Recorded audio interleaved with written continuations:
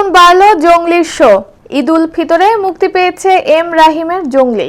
সিয়াম আহমেদ, শবনম বুবলি, প্রার্থনা ফারদিন দিঘি অভিনীত ছবিটি প্রথম দিন থেকেই সিনেপ্লেক্সের সবগুলো শো হাউসফুল দিচ্ছিল। তবে দর্শকদের কাছে তুমুল চাহিদা থাকলেও চেইন এই মাল্টিপ্লেক্সের সবগুলো শাখায় শো কম থাকায় সিনেমাটি দেখতে এসে টিকিট না পেয়ে ফিরে যাওয়ার ঘটনা ঘটছিল। জঙ্গলি টিম থেকে বারবার শো বাড়ানোর দাবিও তোলা হয়। দর্শক চাহিদায় মুক্তির দ্বিতীয় সপ্তাহে বাড়ে ছবিটির শো। এবার তৃতীয় সপ্তাহে শো বেড়ে 3 গুণ হলো। শুক্রবার 18 এপ্রিল থেকে স্টার সিনেপ্লেক্সের সব শাখা মিলিয়ে 21টি শো চলবে প্রতিদিন।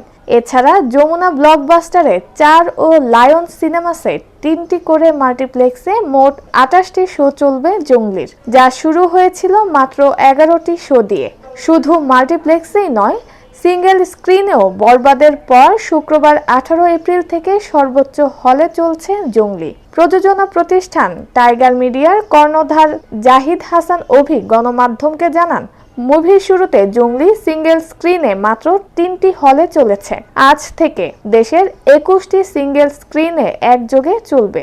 সিঙ্গেল স্ক্রিনের হিসেবে বরবাদের পরেই এখন জঙ্গলির স্থান। নির্মাতা এম রাহিমের ভাষ্য অনুসারে জঙ্গলি এখন প্রতিটি পরিবারের সিনেমা হয়ে উঠেছে। পরিবারের সবাই একসঙ্গে হাসছে, একসঙ্গে কাঁদছে জঙ্গলি দেখে। আরও হাজারো লাখো পরিবারের হাসি কান্নার কারণ হবে জঙ্গলি। জঙ্গলি সিনেমায় প্রধান চরিত্রে অভিনয় করেছেন সিয়াম আহমেদ। এই সিনেমায় অভিনেতা একাধিক লুকে দর্শকদের সামনে হাজির হন। সিনেমায় সিয়ামের বিপরীতে অভিনয় করেছেন প্রার্থনা ফারদিন দিঘি ও শবনম বুবলি। সিনেমায় গানের সুর ও সঙ্গীত আয়োজনের দায়িত্ব পালন করেছেন প্রিন্স মাহমুদ।